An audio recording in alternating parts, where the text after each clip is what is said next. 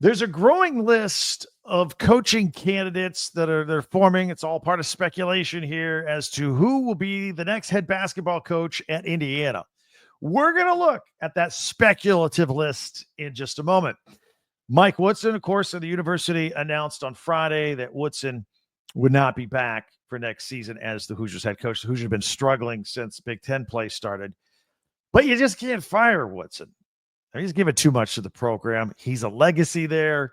He played for legendary coach Bob Knight from 1976 to 1980. His playing career, in which he overcame major back surgery to return to the floor, perfectly sandwiched in between the Hoosiers' perfect 1976 championship season and Knight's second championship led by Isaiah Thomas in 1981. So he was in the middle 4 years where they didn't win. I mean, the class before him won, the class after him did. So you know he sorely wanted to come in and win a natty as the school's coach, but just wasn't meant to be. But given his history, his departure needed to be handled with a soft landing and kid gloves, if you will. And I think thus far it has been. Tough boat for both sides, but that's the way it's going down. So who will replace him? Will Athletic Director Scott Dolson find a new up-and-comer? Will he go with a proven winner that thinks, Indiana's one of those career destination jobs, maybe that last rung in the ladder? Will it be somebody that has ties to Bob Knight? I mean, Indiana does like its own. So it's one of the reasons Woodson was hired, as a matter of fact. Look, this is a great job, and it always has been. And their name, image, and likeness collective is strong for basketball there. It's strong for football now, too. And as a matter of fact, this current roster was cobbled together through the transfer portal and strong name, image, and likeness offers and good players. And it's failed to gel as a team. Plus, it has no outside shooting. So let's look at some of the outside list of names that people in Bloomington and beyond are talking about. There's a lot of them. Again, this is going to be a good job. Scott Dolson's not going to have any hard time finding people. Let's start with the first one on the list. Dusty May at Michigan. We just went through this a couple days ago because Michigan came into Indiana on the heels of the announcement that Mike Woodson would not be back. A lot of people wanted Dusty May, and he's an IU grad. He was a team manager under Bob Knight, just like AD Scott Dolson, but under a different time period. He got a school like FAU to a Final Four so he can coach with limited resources, and he's turned Michigan around in 1 year. They're looking pretty good. But he was asked about it. It was awkward. He said, look, man, I'm happy at Michigan. He acknowledges he got his start at Indiana, but he's happy at Michigan. That's about all he said. He didn't say no. I read an article that somebody said Matt Painter, Purdue. Like, I got a lot of respect for Matt Painter. Heck of a basketball coach. He grew up an Indiana fan. He wanted to play for Indiana. They didn't offer him a scholarship. He went to Purdue. Now he's a coach. Check the temperature out because they'll say, hell, it's frozen over. If Matt Painter leaves Purdue to go to Indiana, I mean, it's just not going to happen. There's always the Brad Stevens crowd, former Butler coach, now executive with the Celtics. This will probably be the first call that Scott Dolson makes just to check in.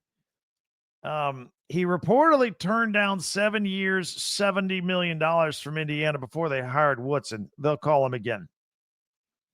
But Stevens never coached in the name, image, and likeness era and revenue share and transfer portal at Butler. But he's been running an NBA team for years, so those are transferable skills. Scott Drew, Baylor. He's won 482 games. Literally rebuilt Baylor from the ground up. This program was dead. They had some problems, serious problems on and off the court. Built them up from the ground up and won the national championship in 2021. He is an Indiana native. He coached at Valpo. He went to Butler. But, he took a job that was a bad job, and he's made it a great job, and maybe he wants to stay there.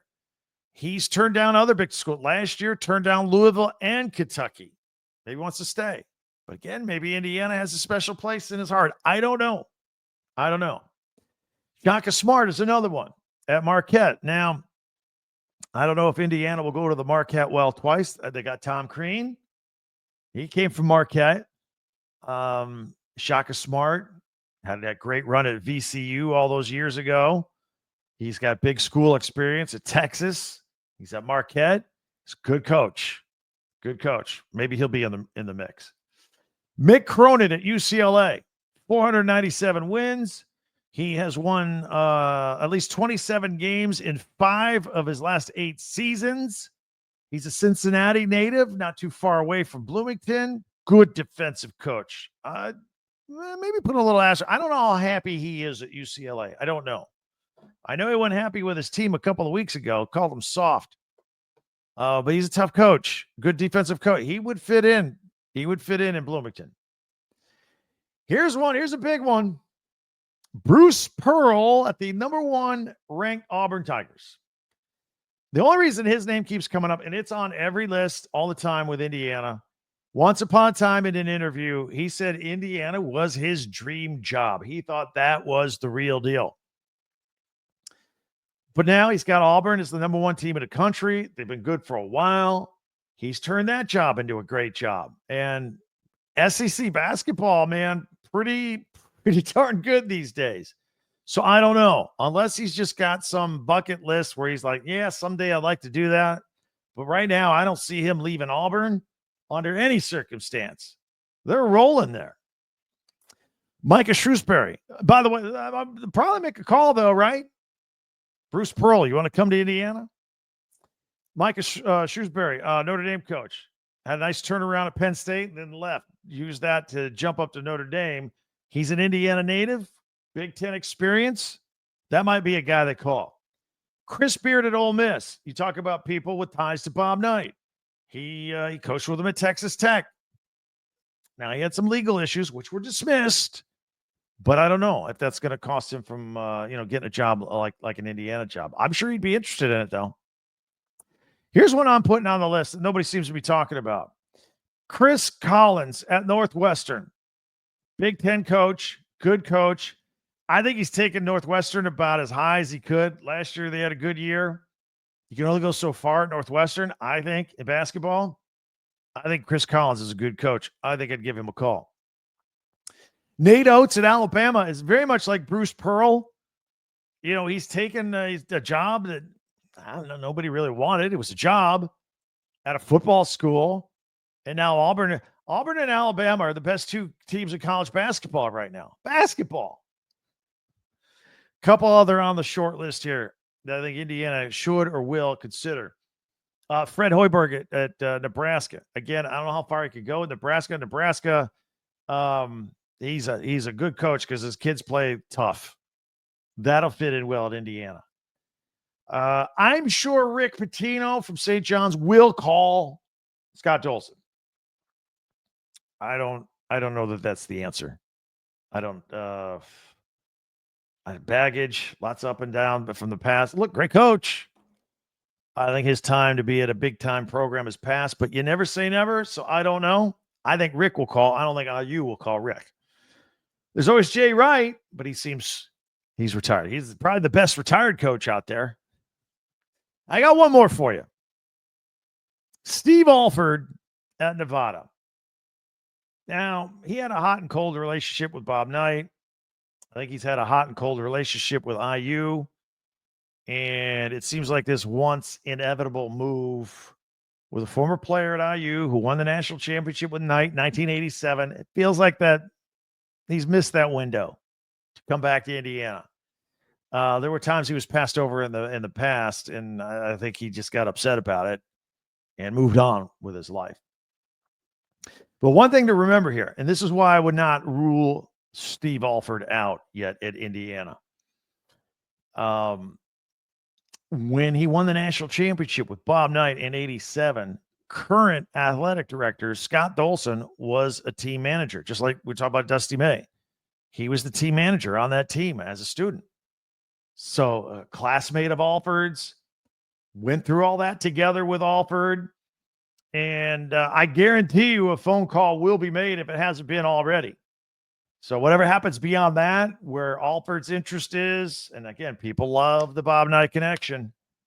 Where it goes after that, anybody's guess. Meanwhile, we got some hoops tonight. I want to tell you about around the Big Ten. Number 7, Purdue is at number 24, Michigan. Purdue 19-5. Michigan, like we said, Dusty May right there, 18-5. That's a 7 p.m. Eastern game on Peacock. Illinois is at 20, hosting UCLA. This is at Illinois. 8 p.m. Eastern on Peacock. UCLA, Mick Cronin, we just talked about him. They've won 7 in a row.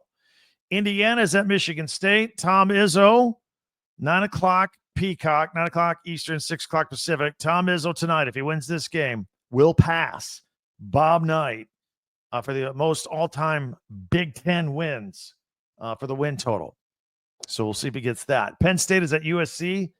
That is a 9 o'clock game on the Big Ten Network. Northwestern is at Oregon. That is 11 o'clock Eastern, 8 o'clock Pacific on the Big Ten Network. Women are off until Wednesday night around the Big Ten. We love your comments, your theories on the next great coach to be the coach of the Indiana Hoosiers. If you want to jump in on that, we've got Tuesday tweets. That's coming up. We always love to do that. That's one of our features that we do every single Tuesday. So you can hit us up on Twitter at Talk Big Ten. And if I see something there, I'll pull it. I'll put it on the segment. We'll see if we did that for you here. That's coming up next right here on Locked On Big Ten.